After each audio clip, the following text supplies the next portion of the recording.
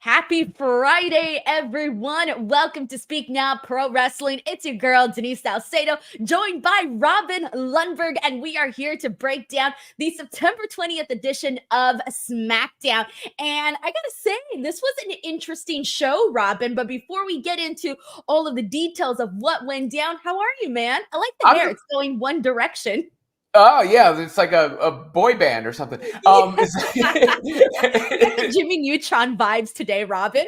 You're not the first person that said that, so maybe I got to change it up. If it's Jimmy, if it's really. Am I really the second person who said that? No, I got Johnny Bravo. Johnny Bravo, yes. That's the one. I can see it perfectly because Jimmy Neutron is actually more centered. Yours is going to the side like Johnny Bravo. Okay, so you're saying it's going in one direction and you're in sync with the other commenters. So maybe I got to find a backstreet barber to give me a 99-degree change on what I'm doing here. Let's effing go. Let's keep this going. And that was good, Robin. That was good. I credit you for getting all those bands in. But how's everything? How are you? Everything's good. You know what we should have done? We should have just done a pre-produced, epic, dramatic thing, filmed it, and just ran it instead of actually going live. Like that could have worked for us. Yeah, I could have been like, Robin, you're on my turf now. This is my home. But no, dude, the cinematic stuff. So here's the thing. That's going to be the big topic for everybody wondering here today is we had a little intense confrontation between Roman Reigns and Cody Rhodes. But really what I think kind of got over was the way that it was shot. It felt like a movie. It was a cinematic presentation of it. And we don't always get that very often. I know we used to get some more like cinematic stuff during like the pandemic era, but this was not like that. This was totally different, more in a very fun but serious way. And that's really going to be like the big thing to get into. So let's dive right in, Robin. So we had Cody and Roman meet at, Georgia Tech, and they're on the football fields. They both come in their cars. Roman Reigns comes in like 7 cars, and they have this confrontation where they're talking about where they're at and what it means to both of them, because that is Roman Reigns' alma mater, and obviously that's Cody Rhodes' hometown, Atlanta. So they're both trying to sort of be the one that like this is their turf, right? Sure. And really the way that it ends though after a couple of minutes is Roman Reigns basically telling Cody Rhodes that Cody is in his way and he wants his championship back. However, the big thing that I do have to mention about this is that they have agreed to have each other's back come the tag team match at Bad Blood when they face Solo Sikoa and Jacob Fatu. So, Robin, what did you think of this? How did you feel? Did you love it? Did you hate it? What'd you think? You know what? I'm a little torn because I love Cody and Roman stuff, and it was clearly well done and well produced. But I'm also like, was it too much? Like, why? Why are we filmed like what the music and like? I mean, I guess I get it because of the Titans, and maybe I just need to let it go. But why doesn't that happen in the ring? Why are they going to Georgia? Like everything about it felt a little extra. But I'll say this, it was different, right? And that's probably what they're going for, something to differentiate it from the regular programming week in and week out and remind you every time these two guys face off, it's a big deal. Like it's not a normal production, so we're putting extra production value in it. And there were certain beats of it that I really enjoyed. You mentioned the part about having your back. That was what Cody said to Roman. And then Roman said, yeah, I'll have your back, but I want what's mine back, which has been the tenuous partnership that we knew this was going to be. And what was the last line Roman said? You're always in my way. Yeah, that's Cody's getting in his way. And I thought, oh, damn. It was kind of weird because when someone's saying like you're getting in their way, it's almost like a compliment, right? In a way, because that means Cody Rhodes is doing so good that Roman Reigns can have all the things that come so easily to him, because he talked about, losing Jimmy Uso, losing his bloodline, losing his Ula Fala, losing his championship. I mean, this man basically lost practically everything. And a lot of that has to do with Cody Rhodes. And so it's like this weird compliment that's also a threat, because if you're in someone's way, well, what are you going to want to do? You're going to want to push them to the side and get rid of them. Yeah, but no, you make a good point. Like a formidable foe, that opponent that you actually respect, because the entire basis of the tribal chief character is kind of basically, I'm above y'all, I'm greatness on a different level and all that. You are my minions. You do my bidding. I'm the master manipulator here. I've got a wise man. I've got all the titles. I've got my bloodline. I've got my Ulafala. But Cody is the one person, and even The Rock had to acknowledge his tribal chief in the midst of that, when that was going on. But Cody's the one guy who has been like, all right, we are looking eye to eye. I'm not looking down at you. I don't see you as beneath me or below me. I see you as a legitimate peer and someone who is on my level, even if I won't exactly come out and say that. And that is kind of what he's getting at with that. You're always in my way, while also saying, that belt belongs to me and I'm coming back for it. Dude, okay, so the thing that I liked about this, and this is the one thing, this is the big reason why I like this. And there's another segment on the show that I can't wait to talk about too. But one of the things that I feel that I'm always asking for are for them to like go out of what we're used to seeing, right? Because what we're used to seeing is obviously everything that happens in the ring and then things that happen backstage, right? Like I love backstage skits anytime we get those, anytime we get some backstage fight, things like that. I love that stuff because I think it kind of just like adds like more life to the show. But one of the things I've been asking for, like even on Raw, I feel like we kind of got it quite a bit on NXT, but I had been asking for this on Raw. I've been asking for this on SmackDown to like go out, and like film different vignettes and different things in other places. And the reason I say that is because those are the things you always remember. Like I always remember Goldust and Booker T at freaking 7-Eleven. I remember Stone Cold Steve Austin and Booker T in the freaking Bakersfield grocery store. And I put those things together because I associate them with certain places. And so for me, things like this make it easier so that down the road, 5 to 10, 20 years from now, when I'm going back and going down a nostalgic freaking rabbit hole on YouTube, I'm going to type in Cody Rhodes, Roman Reigns, Georgia Tech, right? Like little things like that. So for me, I kind of like this stuff because it just makes it easier for me to remember it if I really enjoyed it and want to go back and look at it in the future and whatnot. It makes a future edit easier, right? Like, oh, I need that one soundbite from Roman. He said it right there. Yeah. I remember exactly. Because if you were to tell me, for example, if you were like, okay, for example, I loved all the stuff that he did with Sami Zayn, right? That was great shit. But damn, can you honestly pinpoint exactly what show was on, what date it was, when it happened? Because there were so freaking many. So I have to go in and like kind of like scroll and then find the specific moments that I'm looking for. So yeah, when you're in different settings, it does make it a little bit easier just to pinpoint. No, that's I guess where I was going at the beginning, and maybe I've been completely convinced the other way, like the differentiation or the distinction of it, if you will. And you are right. I mean, the grocery store bit. I mean, you said we brought up Goldust few times. I remember. I think it was Did I say Goldberg or did I say Goldust? You said Goldust in one of them, didn't you? I said Goldust and Booker T, but for some reason I thought I said Goldberg. I was like, wait, did I say Goldberg? I remember Goldust and Razor Ramon. Yeah. Out in a car, I think it was. But all those sort of on location scenes. I mean, hell, even the Undertaker's last match wound up where it wasn't on purpose that way. It was because of COVID, but it really worked out well for him as a result of that. Almost like a made for DVD Undertaker movie that turned out to be.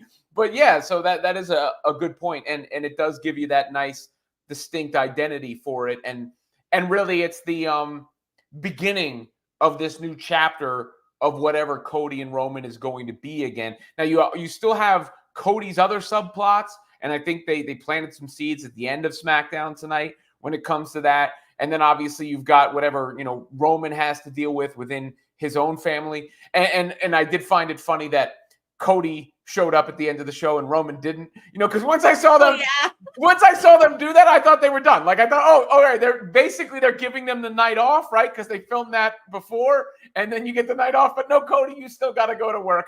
Roman, you are you are a little bit of a level above because you don't have to go to work. I wasn't expecting Cody Rhodes. When his music hit, I went, oh shit, it's Cody Rhodes, because I wasn't expecting him to come out. I think along the same lines as you, I was thinking, oh, that's kind of it for Cody and Roman for today. So that's what I was thinking. But the big thing to get into also in regards to this is that, hey, I know Cody Rhodes has been asked multiple times about this rematch, right? When is the third match happening between Roman and Cody? And, you know, Cody talked about how he talked about this during the press conference, how it feels like it's pretty much inevitable that that match is going to happen.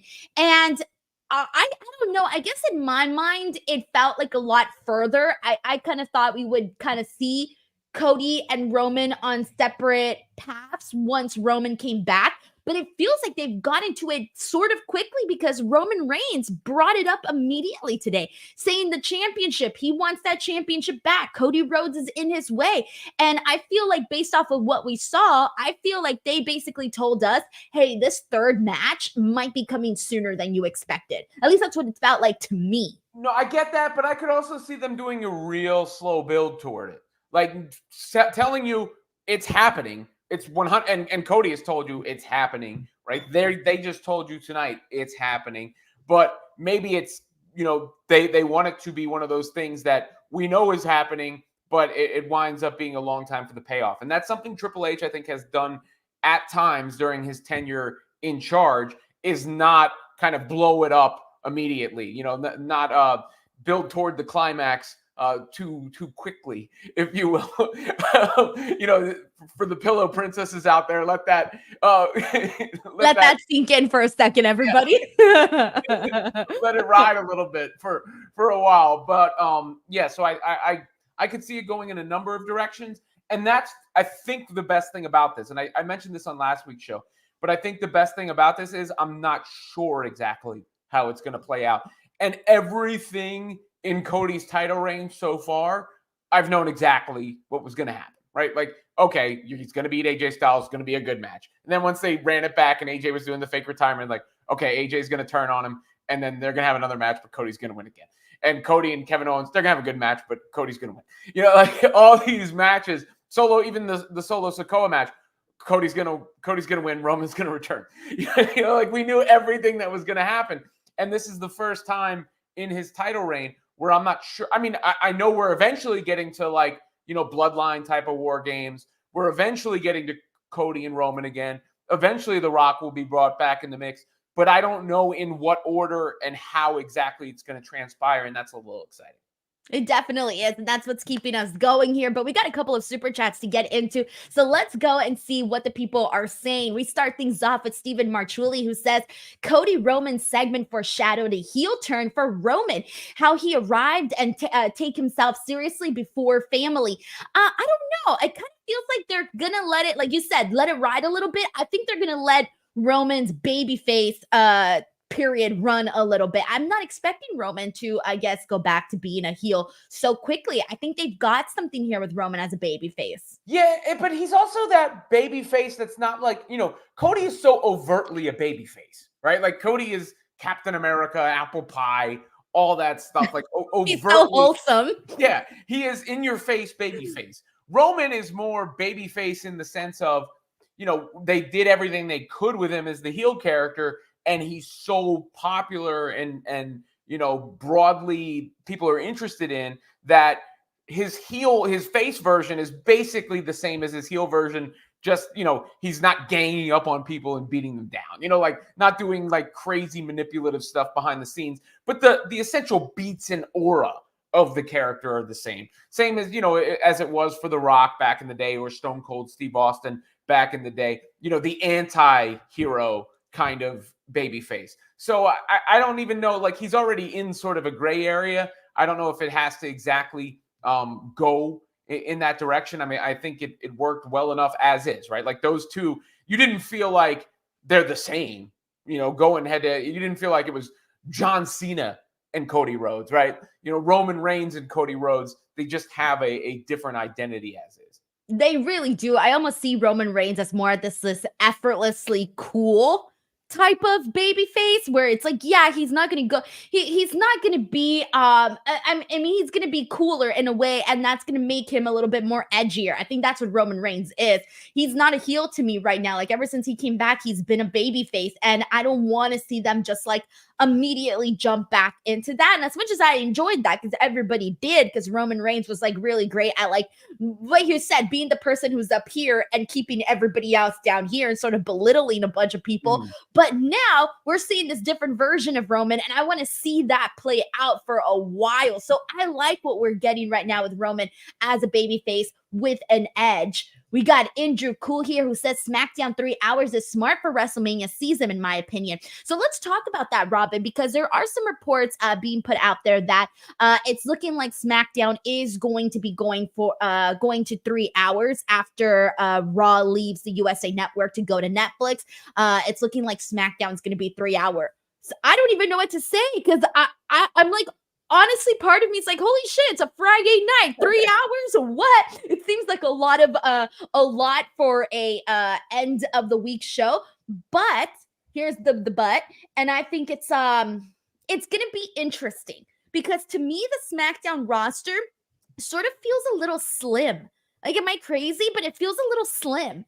And maybe it's because we're just so used to seeing just 2 hours worth of talent. It makes me feel like we need more people to really fill in that third hour. But then again, you got Cody and Roman on that show. Of course, you're going to want to, do everything you can. But am I crazy? Doesn't it feel slim to you? See, I would say all bets are off once the Netflix thing happens. I don't know what they're going to do, but as big as that deal was, they're not keeping Cody Rhodes and Roman Reigns off of Raw on Netflix. It's just not happening.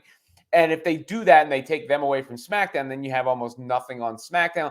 So I wouldn't rule out anything when it comes to that time frame, even eliminating the brand splits at that time. I don't know how it will play out. But to me, what that really says is, and I'm a fan, let me just be, I'm not going to go back on what I've said forever. I like the 2-hour shows generally more than the 3-hour shows.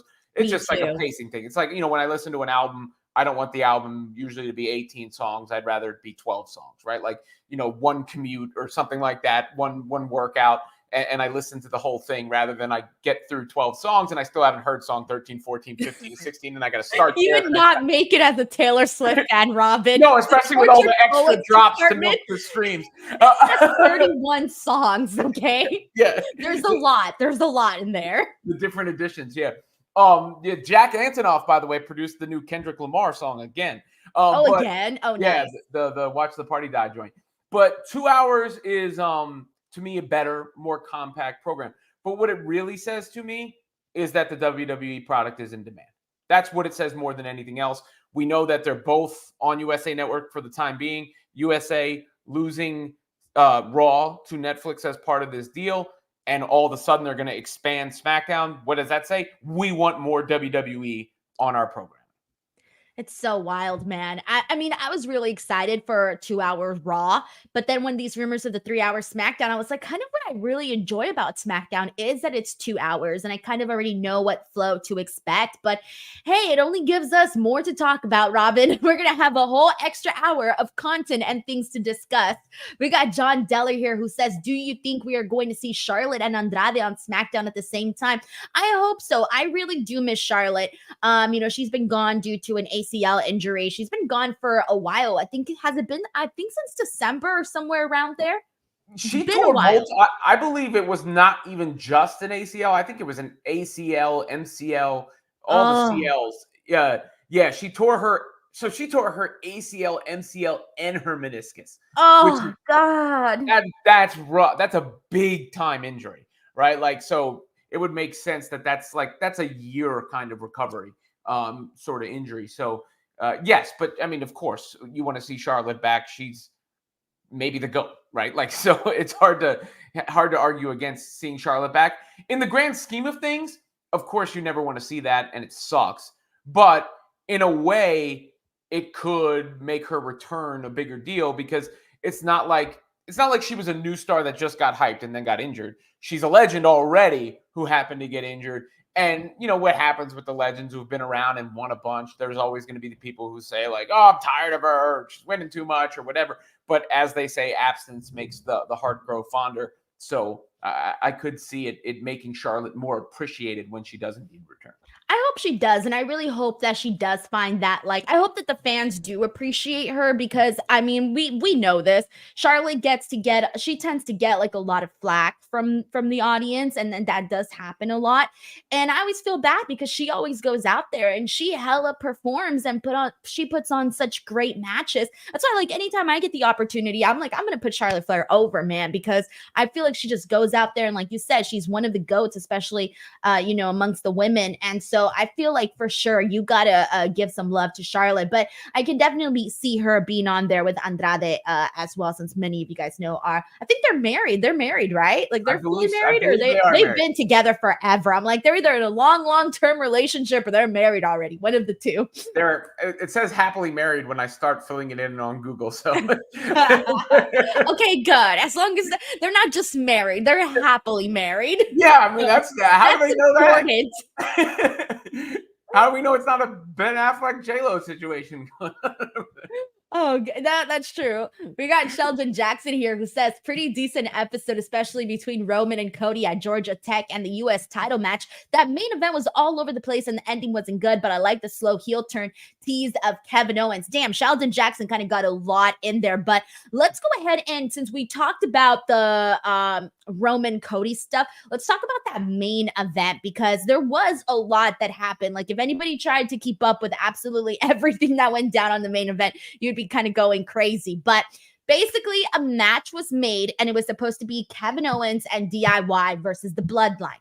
However, DIY got attacked by the Bloodline and for like a split second, it was Kevin Owens versus the Bloodline, but I think the match didn't even become official until the Street Profits went out there. So Street Profits ended up filling in for DIY, and what we get here is just a shit ton of action. I can't even tell you everything that went out there. I mean, at one point we're seeing Kevin Owens just like run outside and he takes out all of the freaking Bloodline, and there's this crazy superplex off the top rope.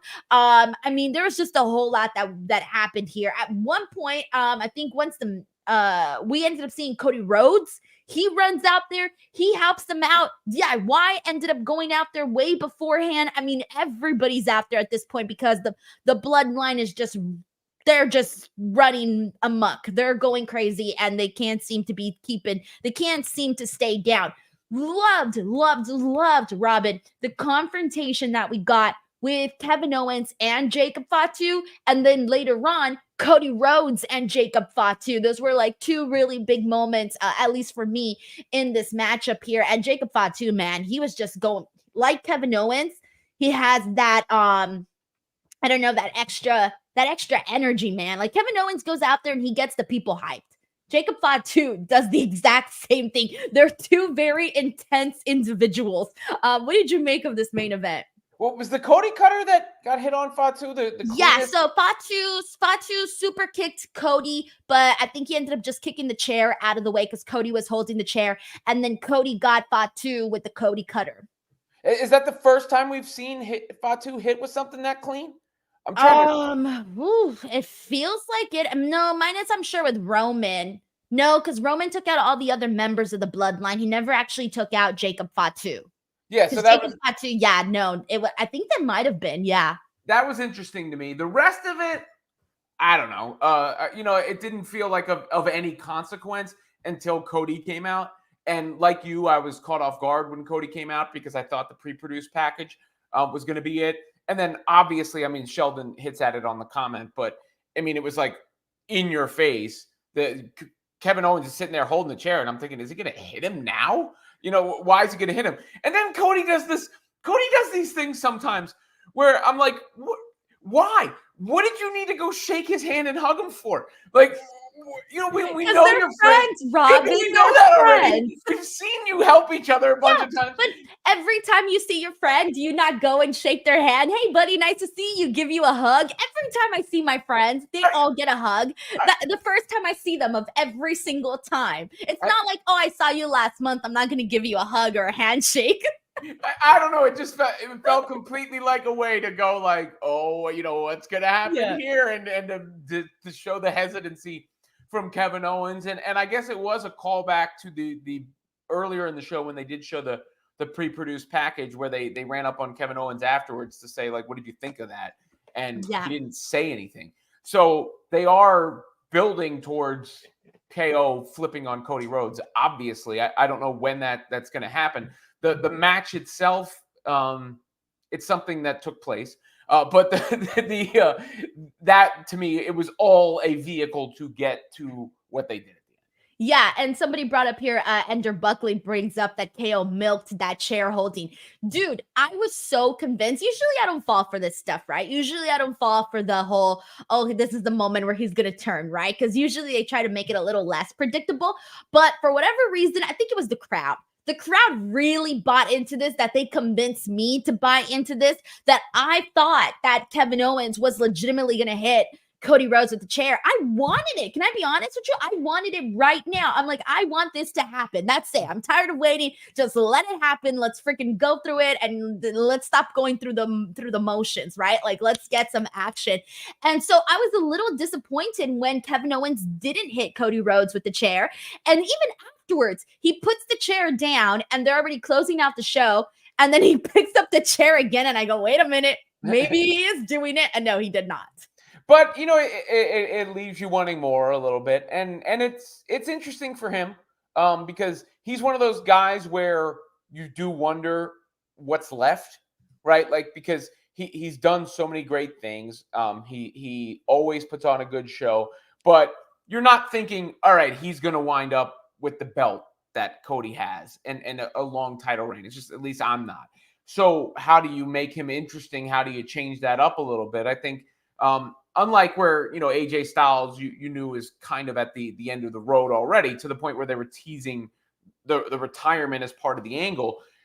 Kevin Owens, this could be a change for him, a different direction for him, a push for him. And I think I saw recently that they approached him about a new deal. Also, yeah, that was out there. Yeah, that was out there. So clearly, those two things probably aren't coincidence, that he would be getting a new deal and he would be involved in a storyline of this significance. Because when you're involved with Cody Rhodes right now, who's involved with the Bloodline, by proxy, you're involved with Roman Reigns and you're involved with the Bloodline. So what they're going to do with the Kevin Owens wrinkle there is kind of another intriguing subplot. Yeah, and that's what I think. It's so crazy because I feel like there's so, you mentioned subplot. There's so many, and I see people here on the comments as well being like, "Oh, I can't wait to see Kevin Owens versus Jacob Fatu." Oh, and I mentioned earlier, "Oh, I want to see obviously Cody and Jacob Fatu. We want to see Roman and Jacob Fatu." It feels like there's so many little feuds and matches that we're like just waiting on. And right now they're running off of the teases. We're seeing so many teases. Like last week, we were just talking about that Roman Jacob Fatu tease. And so I'm at the point where I'm like, all right, that's it. You got to give me something. I'm done being teased. It happens all the time. You got to deliver on something. That's why I wanted Kevin Owens today to hit the damn chair. I'm tired of waiting for everything. I feel I'm in line for multiple things. So for me, that's why I was ready for it today. Well, but I mean, I had the same reaction, just in a different way. I was like, is he going to hit? Because it can't. I mean, I know they sort of been, but I didn't really expect it to feel like it was possibly imminent. And that's what, because he had, I mean, a good job by him, by the way, to give us that feeling, because he had that strut, and I was going to be like, why? And then I'm like, Cody, why are you going? What do you need? And you see Kevin Owens is almost like, what are you hugging me for, bro? What are we doing the handshake for right now? Kevin Owens, man, pretty soon we're going to be in a situation where we're like, Cody, you should have seen all of the red flags. He ignored. I mean, the man was wearing a red t-shirt today. That's it. He was the walking red flag, but Cody is just choosing not to see it. All right, we got Tiger Claw Gaming here. Has been a member of the DWO for 13 months. Thank you so freaking much. He says, I loved the Cody Roman segment. I don't blame you, man. It was good stuff. We got Luis Arturo Mendez, member for 7 months, says Cody versus Roman 3 at WrestleMania 41 should main event night 2. I don't know. I think we can have Cody Roman 3 on a different pay-per-view. I don't think this needs to be again at WrestleMania. Am I crazy? Like, I just don't. I think it should be something else by then. I don't think it needs to be. I think it can be somewhere else, but I'm also not mad at it. A three-peat, if you will. The rubber match at WrestleMania. Has that ever happened before? Has there ever been someone with a way better memory, I'm sure, will definitely put that here. But I see, I'm seeing like people are torn. Like some people are like, yes, please not WrestleMania again. And some people are like, it's got to be WrestleMania again. See, I don't feel like it has to be because we're still waiting for 2 other big matches. And those 2 big matches are Roman versus The Rock and Cody versus The Rock. And I feel like at that point at WrestleMania 41, I would like to be talking about either one of those 2 headlining the show. Like, I just don't feel like we should be going again with the third match between them when it could happen on another show now. Well, it really could. No, you're right. And they almost did Rock Roman, obviously, this past year. And that led to Rock and Cody being a thing. So I've said it, I think, I don't know how many times on here, that those are the 3 matches, right? Like, those are the 3 big blockbuster matches. But I'm not going to sit here and say I would be upset about it because it's a classic, both of them. The first one was a great match. The second one was maybe the last year's main event, night 2, was the peak of professional wrestling. It doesn't get any better, more entertaining than that. It was like, Avengers Endgame, like, the comparisons have been made. The year before that elicited so much emotion from people, which I think is always a good sign of something done well, even when people are mad. Like, to this day, I will swear by Brock Lesnar beating The Undertaker as a good decision because people... See, I'm on board with you on that one because I was shocked as all hell. Yeah, you're shocked and people still talk about it. Like, you don't still talk about something that wasn't good or didn't, like, that's the point of the entertainment business, is to make you feel something like that. And I think they made people feel something after that first Cody and Roman match. They paid it off the next year with the second Cody and Roman match. And then, the third one, that's what a rubber match does, right? It tells us who's the guy. Is it Cody or is it Roman? But it could happen in a different night. That's what I'm bored. I'm on board. I'm on board with the WrestleMania 41 main event being something else besides Roman and Cody. I'm not even disagreeing. Honestly, if you were to say, Denise, what WrestleMania match do you want? WrestleMania 41 right now, as of this moment, I want to see Roman Rock. So you think Roman Rock is bigger than Rock Cody? Yes.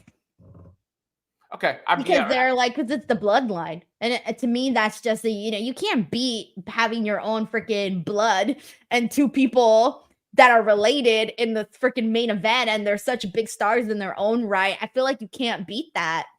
No, it's just like the Rock and Cody thing happens so organically and so, I don't even want to say like it, was unplanned. Like, it was organic. It was, what do you say? Like, not even kayfabe. It took a life of its own in a program that was supposed to be really about Roman and Cody. All of a sudden, it became about The Rock and Cody.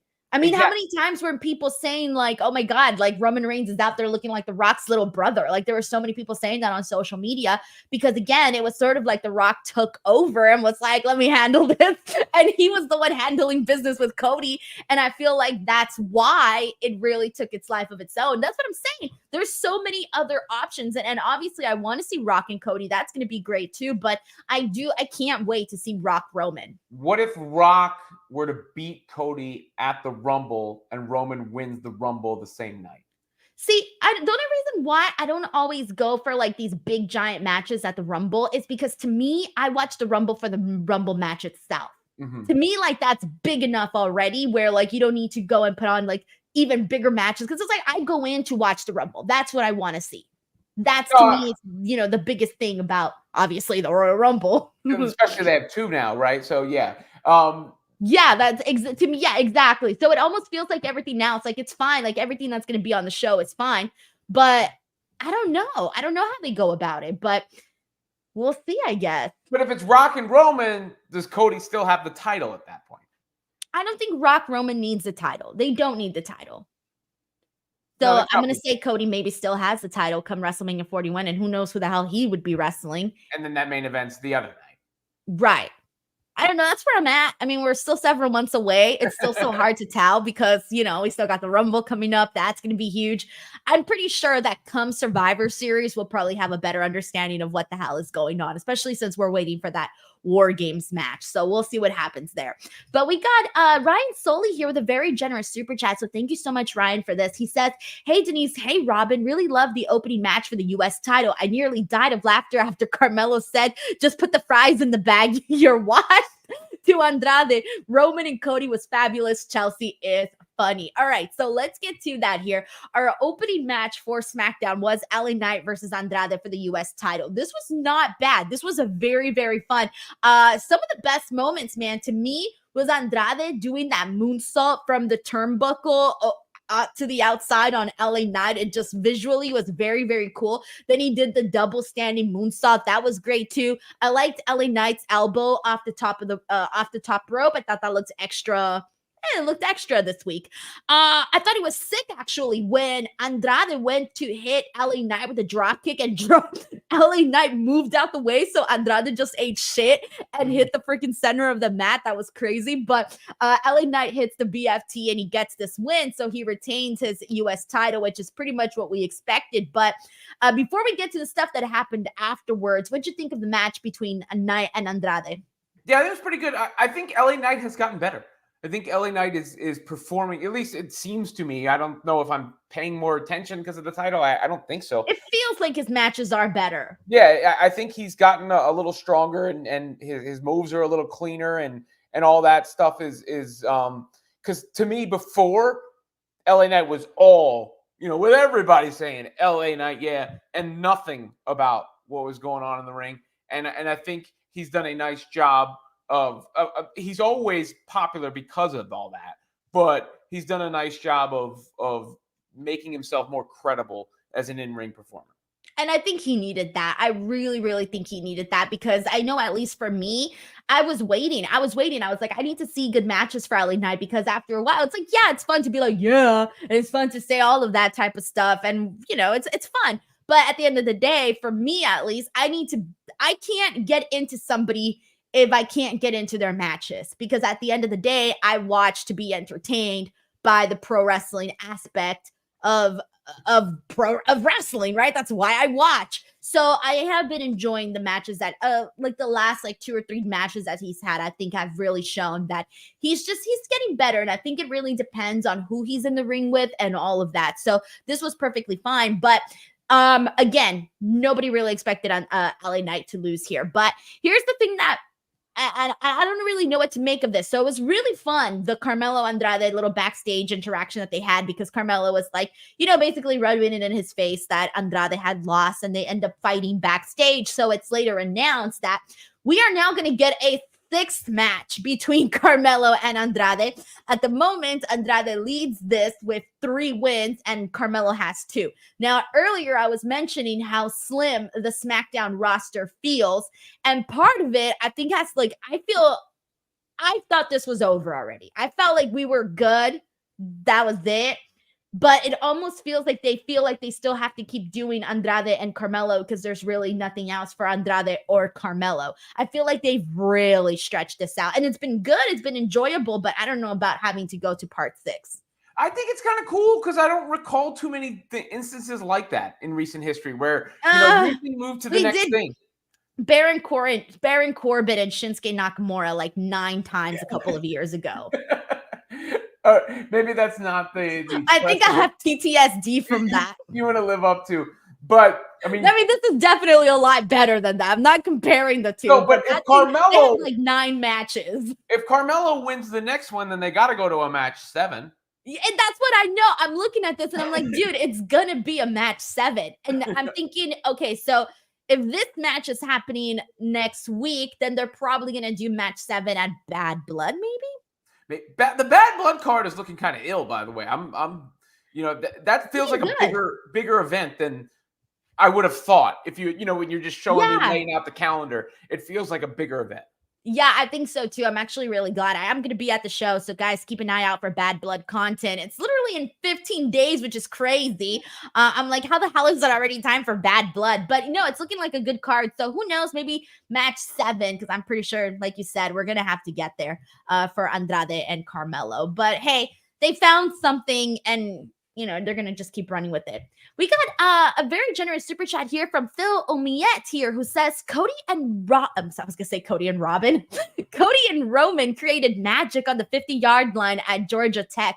They brought back the line Cody said during the first chance he had at the title, a chief without a tribe, a full circle moment. Yes, thank you so much for reminding us of that, because he did say that and everybody had the, like I remember when he said that, and obviously Cody brought it up himself too, just in case people forgot. But I like stuff like that, a reminder of, hey, I said this was going to happen, and look, it did happen. So now you got to take my word, and don't expect nothing from me, expect something.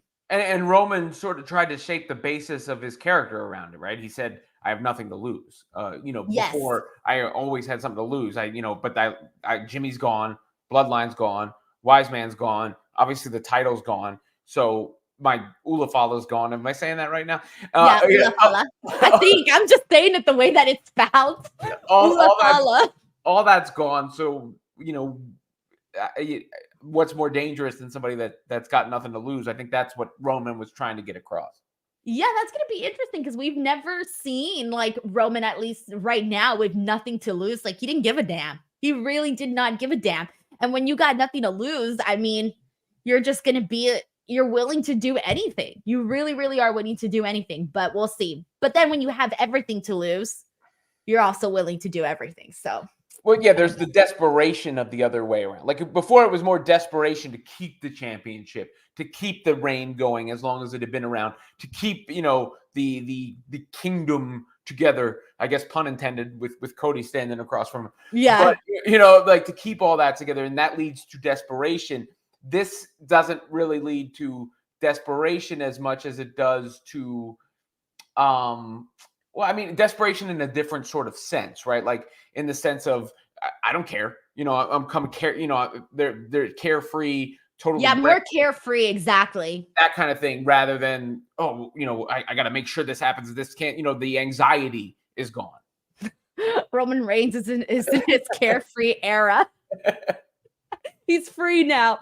Phil, thank you so much for sending in the super chat. We got Joe here who says Cody versus Roman trilogy will be legendary. I mean, it really is the biggest topic of, God, so many shows. Already 2 WrestleManias, and probably even a third. Who the hell knows? But yeah, this is definitely something that, will go down. I think already has gone down in the history books. Yeah, but if they do it again, and this is why I wouldn't be opposed to it being at WrestleMania or anywhere, but why I wouldn't be opposed to being a WrestleMania. If they do it again, that's one for the books. I mean, you're right. It already is. But let's say they put on a third banger that is an arguable classic. Can you now say that Cody Rhodes and Roman Reigns is the best pairing in the ring in the history of the business? I mean, you could start to make that case, no? Some people will definitely make it. I still can't, because I'm still just more into like The Rock and Austin. That's just a little bit more my my style. But I think it's maybe, I don't know. It's so different, right? Because we look at stuff that's like nostalgic a lot differently, where I look at Rock and Austin and I'm like, shit like that cannot be duplicated. But then again, like, it's so, I don't know. I think we see things differently, and who knows how I'll look back at it once, Roman and Cody are done with their wrestling careers.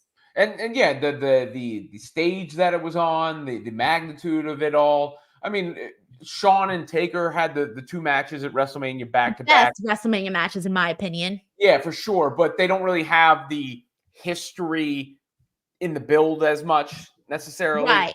But those were 2 great matches. But this would be both, right? It would be 3 if they get there, and the everything that happened between, Cody losing and everybody crying, and then Cody not getting. Hey, that was me. I was pissed, Robin. I was pissed.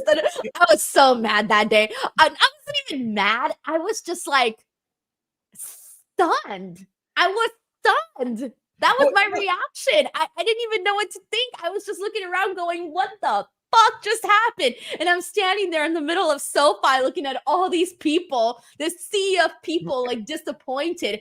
It's something that I won't forget, specifically because of how upset I was at the fact that they did not go with it, at WrestleMania 39. I mean, it was crazy. It was so wild. See, I thought it was the right call from jump when it first happened, but I get it. And I think with Cody, he touches on something else because of his history, because of what he did and what he went and started, and then coming back, like he felt like a representative for that sector of the fan base, right? So I think particularly the Venn diagram, the folks who are WWE fans and AEW fans probably were rooting for Cody Rhodes in a certain way that maybe, just the people who like to throw the ones up were, not necessarily. If you understand what I'm saying, I think. Yeah, no, I get it. I get it. The Venn diagram illustration definitely helps see it. Yeah, see like a champion of that fan base, like a champion of those people.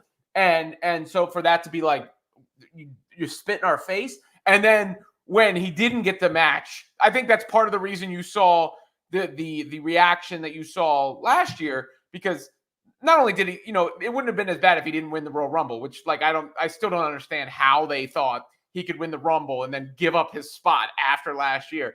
I'm just going to pretend that didn't even happen, because that was just like, I don't even know what to say. That was awful. No, it was terror. That was on a SmackDown, right? Yeah. It was on a SmackDown with the puppy dog face. But that led to one of the coolest things I think I've ever seen in not just wrestling, but in the entertainment business in general, because wrestling is unique in the way that the audience can actually influence the product, right? Like, it's not like a regular sport where, the audience can influence the product as like they can boo you and you miss the shot or something, but like change the course of the direction and the plan. It wasn't the fans, though. You watched the WrestleMania 40 documentary. It was the Rock. Oh, yeah. He was the one who decided we should do Cody versus Roman at WrestleMania. But we would have never got the final boss Rock if the Rock didn't actually get rejected by his bosses, which are the fans, right? So still the funniest meme, by the way, of 2024 was the Rock meme. And the Kurt Angle one came out in 2024, or did it come out in 2023? The meme? The Kurt Angle meme. I think it's older than that. Is it? That one? Yeah. I think it's older than that. Oh, shit. I thought it was 2024.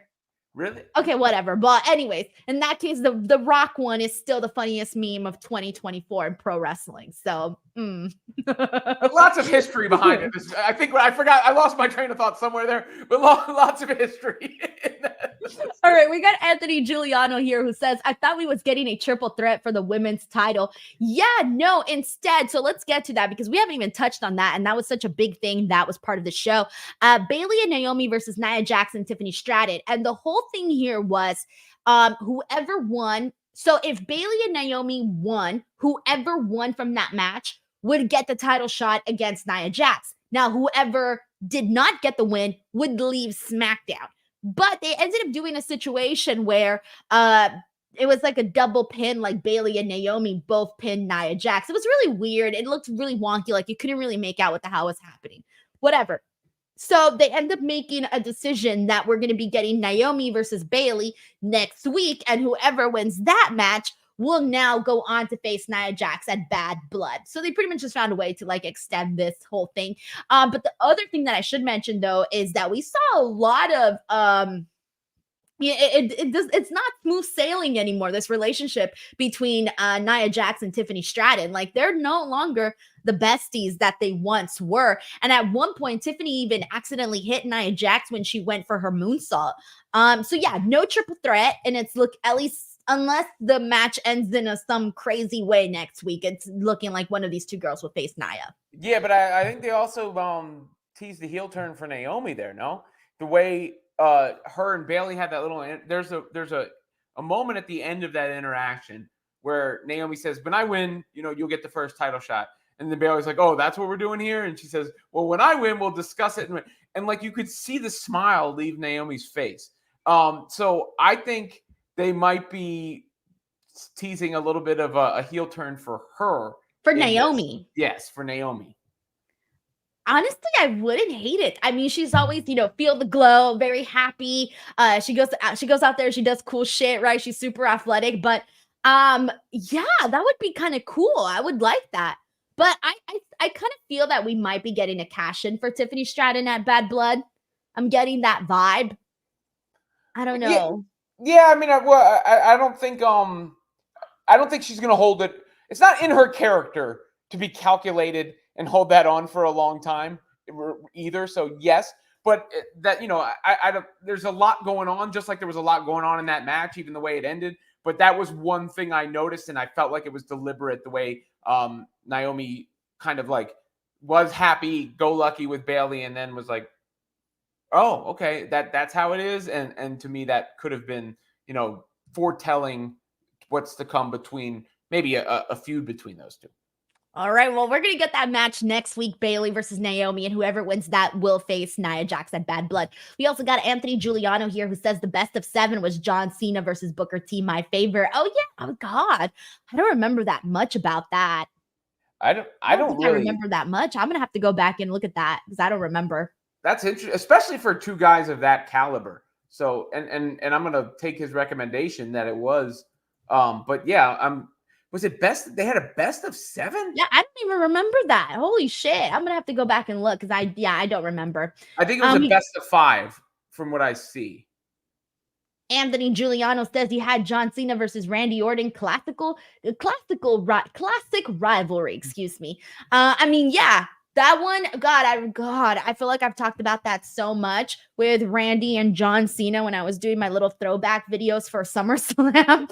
But don't remind me about that, guys. Don't remind me about that. But I mean, there's a reason why everybody wants to see John Cena and Randy Orton again for his farewell tour, for John Cena's farewell tour. But thank you so much, Anthony Giuliano, for those super chats. Appreciate you, man. All right, so I'm trying to see if there's anything else that we need to talk about on this show. The only thing that we hadn't talked about, really not much to say about it, though, is Giovanni Vinci losing to Apollo Crews and then getting his heat back afterwards. It's not looking too good. I'm not feeling this at all for either Giovanni Vinci or for Apollo Crews. This just is not my cup of tea, but hey, it might be doing something for somebody else.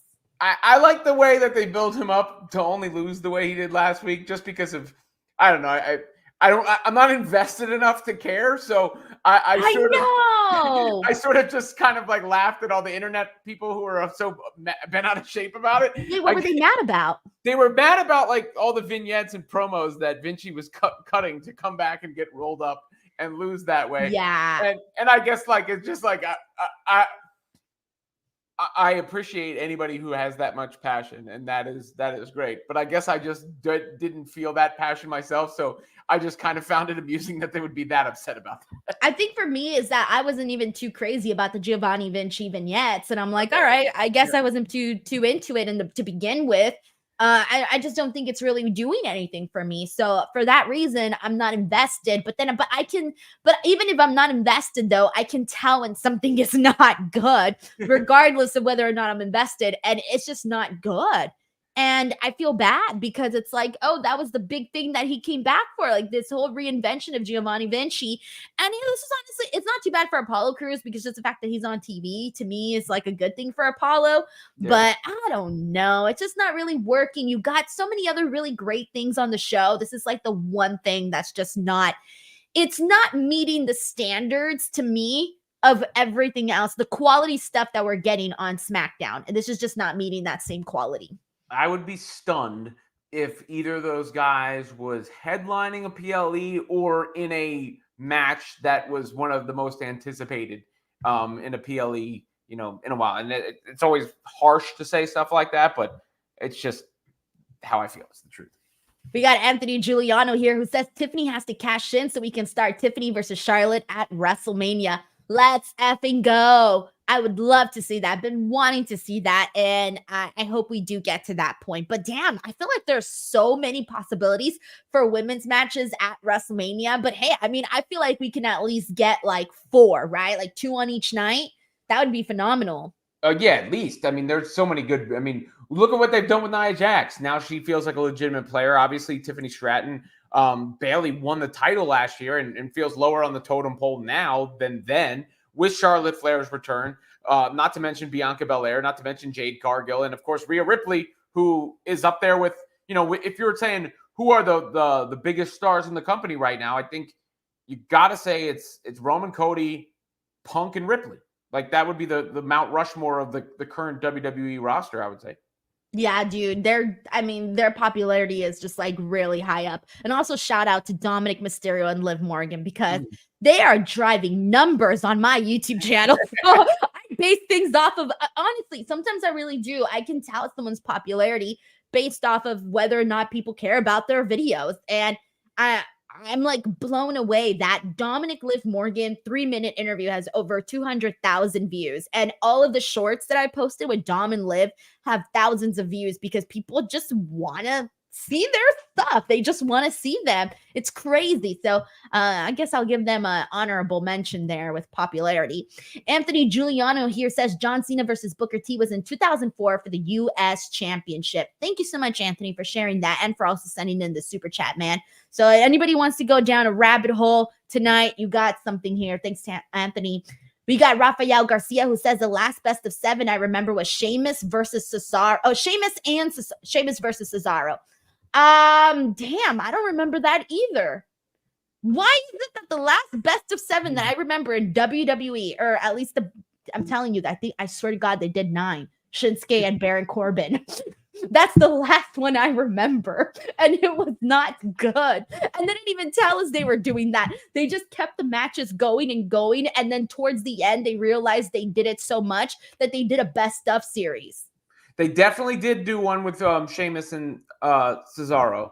That there's a playlist on WWE.com for that. One of the other ones that comes up is I think you go back to WCW. It's Booker T against someone who I will not name. And that's, you don't see too many of them come up. We got Mr. Acosta here who says WNBA Finals, Liberty versus Lynx Links, versus Lynx. Book it, Robin. All right, this is your whole turf right here, Robin. I don't even know what he's talking about. It very well could be. And those are probably the 2 best teams. But for my own personal sake, let the Fever go as far as they can possibly go. That's what I'm hoping for. But the Liberty atmosphere at Barclays is really cool. I took my daughter to a game there, and the Lynx look like they might be the best team. Linux. Oh my gosh. Mr. Acosta, thank you so much. All right. I think that's it for today, everybody. I want to thank you guys as always so much for coming out and hanging out with us here on this lovely Friday night. We hope you guys appreciated the podcast here. If you guys did, please do not forget to subscribe to the channel. The channel's been blowing up. I had 3 videos that are kind of going viral right now. So I'm just letting them do their thing, Robin. I really am. I was so stressed about content this month because I didn't really have anything.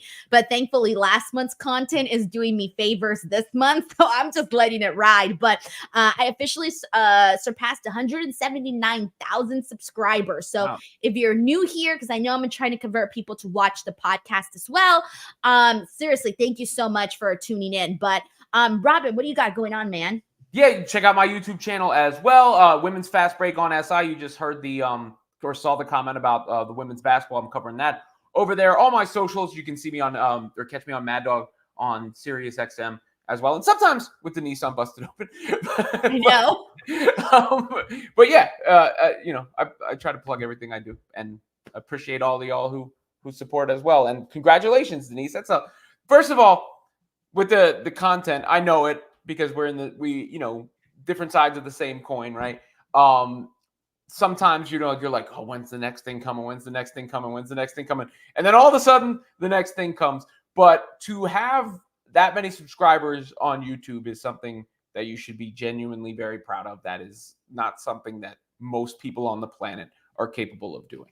It's fucking hard. It's so hard. It's so hard. It's very stressful, but I'm happy and I'm thankful. And guys, check out Robin's channel. Really great stuff there with the WNBA. Moving up, man. You're moving up, dude. Pretty soon you're gonna be like hitting that 100K, getting that play button. website over 1 million page views today. So today in one day? In one day, yeah. Robin, what the F? In one day? In one day. I didn't realize it's that popular, like the WNBA. I'm sorry, I just don't know that much about well, it. I've got that. Shit. I've got the needle mover Roman Reigns shirt. Caitlyn Clark needle. I mean, Oh I've been my doing this a long time, God. and I don't know if I've ever seen somebody move the needle as much as she moves the needle. Dude, I might have to I'm gonna start a different channel. I'm gonna start a Caitlyn Clark channel. Well, if you notice, Denise, in the midst of all of this, a lot of people who never talked about that before. Is she a wrestling fan? Can I get her for a wrestling interview? Bianca Belair tried to get her. Bianca Belair invited her to the Rumbles in Indy, right? Yeah. Yes. So Bianca last year, right? No, I think this coming year. Oh, this coming year. Yeah. She plays for the Indiana Fever, and Bianca Belair invited her to the Rumble in Indy, and she's like cool with Tyrese Halliburton, who is the point guard. Oh yeah, and he came out on NXT, and he's a huge wrestling fan. So I think there's a chance for a little bit of a crossover at the Rumble specifically. That would be insane, like insane. Well, I mean, if they could get Jason Kelce, I feel like they can totally get. I don't know. I mean, Caitlyn she's Clark, a much bigger star. Yeah, I was gonna say she's a much bigger star. Yeah, I mean, I guess who is it? Colin Cowherd puts it this way. This is a way you would understand it. Taylor Swift in tennis shoes. You know. Yeah, I see what you mean. Yeah. There's different levels. I get it. I'm not as familiar with this world, so I'm learning here. I don't know anything about it, but holy shit, dude. I'm so excited for you, and more power to you, man. We got Corey MacArthur here who says, proud of you, Denise. Do your thing. Thank you so much for being a member of the DWO now for 15 months. Alrighty, everyone. That is it. That is our show. Thank you guys so much. I will be back on Monday for the Raw watch along, Tuesday for NXT, Wednesday Grand Slam watch along with Reg, and then Friday again, Robin and I will be back here once again. Catch you guys on the next one. Bye.